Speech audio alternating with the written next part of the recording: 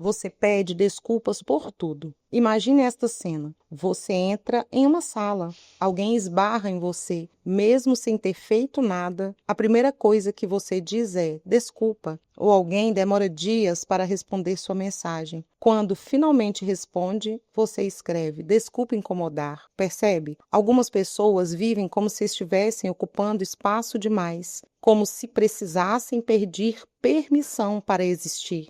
A psicologia mostra que isso pode acontecer quando a pessoa aprende ao longo da vida que evitar conflitos é mais seguro do que expressar suas necessidades. Ela começa a acreditar que, para ser aceita, precisa incomodar o mínimo possível e, aos poucos, vai diminuindo a própria voz. Quem passa a vida tentando não incomodar os outros, acaba aprendendo a incomodar apenas a si mesmo. Você cuida de todo mundo, mas não sabe receber cuidado. Agora eu quero que você pense em uma outra situação. Você percebe quando alguém próximo está triste. Você pergunta se precisa de ajuda. Você se preocupa, você escuta, você tenta resolver. Mas quando é você que não está bem, você responde, está tudo certo, é só cansaço. Daqui a pouco passa. Você percebe a diferença? Você oferece para os outros exatamente aquilo que nunca permite receber. E isso é mais comum do que parece. Muitas pessoas aprenderam que demonstrar necessidade era um sinal de fraqueza. Outras cresceram acreditando que precisavam ser fortes o tempo inteiro. Então elas se tornam especialistas em cuidar, mas completamente inexperientes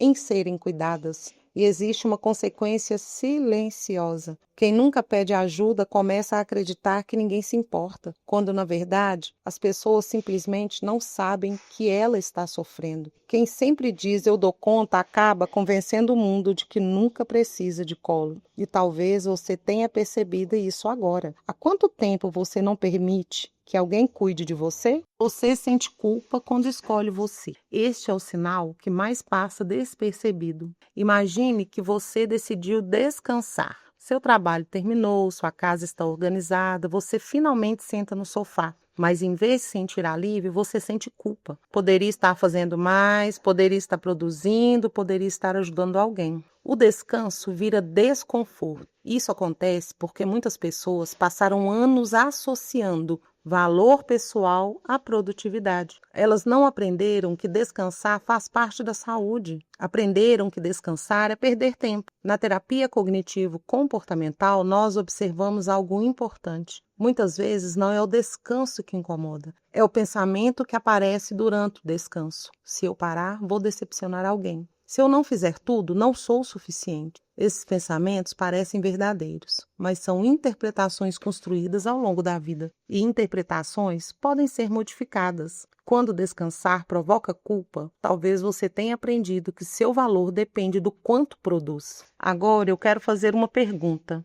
Quando foi a última vez que você fez alguma coisa apenas porque ela fazia bem para você? Sem precisar justificar, sem sentir culpa, sem pensar no que os outros iriam dizer. Se essa pergunta ficou difícil, talvez ela esteja mostrando exatamente onde você começou a se abandonar. Você não sabe mais o que gosta. Existe uma pergunta muito simples, mas que pode ser surpreendentemente difícil. O que faz você feliz? Não estou falando de grandes conquistas, nem de viagens, nem de dinheiro. Estou falando das pequenas coisas. Que música você gosta de ouvir? Qual hobby você abandonou? O que fazia você perder a noção do tempo? Muitas pessoas não sabem responder, porque passaram tanto tempo vivendo para cumprir expectativas que deixaram de perceber os próprios desejos. Elas sabem o restaurante preferido do parceiro, sabem do que os filhos gostam, sabem o que o chefe espera, mas não sabem responder o que eu quero. E isso não acontece de um dia para o outro. Acontece quando, por muito tempo, as necessidades dos outros ocupam todo o espaço. Você não deixa de existir de repente. Primeiro, deixa de ouvir a própria voz. E sabe qual é a boa notícia? Aquilo que ficou escondido pode voltar a aparecer. Mas antes existe um último sinal, e talvez seja o mais importante de todos. Você acha que precisa merecer o próprio valor. Quero que você imagine uma situação. Você terminou um trabalho importante, fez tudo da melhor forma possível. As pessoas elogiam, reconhecem seu esforço, mas em vez de pensar, eu fiz um bom trabalho, você pensa, agora eu preciso continuar provando. É como se cada conquista durasse muito pouco. Logo surge uma nova cobrança, uma nova expectativa, uma nova necessidade de mostrar que você continua sendo suficiente.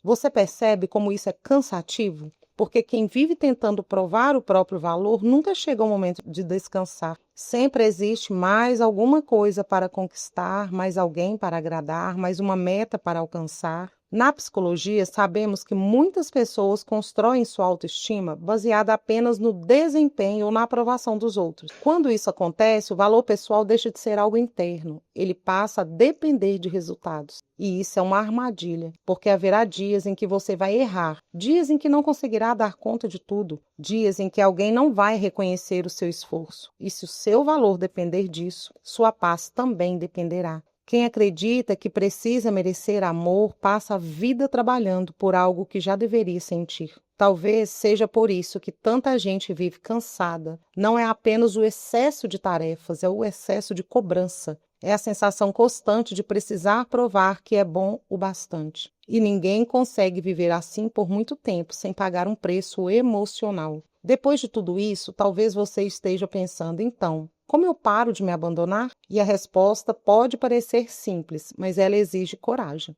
Você começa prestando atenção nas pequenas escolhas. Na próxima vez que disser sim, pergunte a si mesmo: eu realmente quero fazer isso? Ou estou apenas com medo de decepcionar alguém? Na próxima vez que sentir culpa por descansar, se pergunte: meu corpo está pedindo descanso ou minha mente está me cobrando? Na próxima vez que esconder o que está sentindo, pergunte: se fosse alguém que eu amo vivendo isso, eu diria para essa pessoa continuar carregando tudo sozinha? Essas perguntas parecem pequenas, mas são elas que começam a quebrar padrões construídos durante anos, porque o reencontro com você mesmo não acontece em um único dia. Ele acontece em pequenas decisões, na decisão de dizer o que sente, na decisão de colocar um limite, na decisão de descansar, na decisão de reconhecer que você também precisa de cuidado. Você não se reencontra fazendo grandes mudanças. Você se reencontra deixando de se abandonar nas pequenas escolhas. Eu quero propor um exercício. Não precisa contar detalhes da sua vida, mas escreva apenas uma palavra nos comentários. A palavra que melhor descreve como você tem se sentido nos últimos meses. Pode ser cansado, perdido, sobrecarregado, confuso ou qualquer outra palavra que faça sentido para você. Além de me ajudar a conhecer melhor vocês, talvez essa seja a primeira vez em muito tempo que você coloca em palavras aquilo que está sentindo. E isso já é um começo. Se esse vídeo fez sentido para você, deixe o seu like, inscreva-se no canal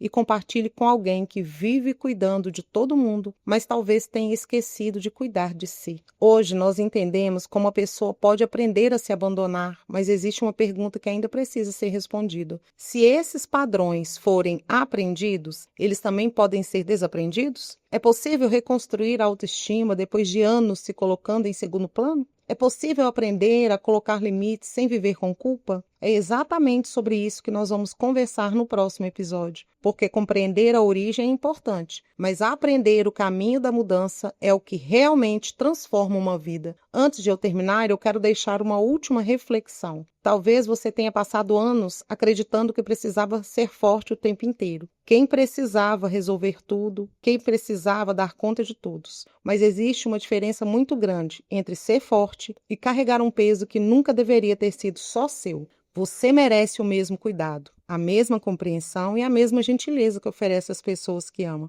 E talvez, a partir de hoje, esse possa ser o primeiro passo para voltar a caminhar na direção de si mesmo. Será um prazer caminhar com você neste processo de fortalecimento emocional. Meu nome é Jane Clyde, sou psicóloga e aqui falamos sobre saúde emocional, relacionamentos e autoconhecimento de forma profunda e prática. Cuidar da mente é aprender a respeitar os seus sinais. E você não precisa enfrentar isso sozinho. Até o próximo vídeo.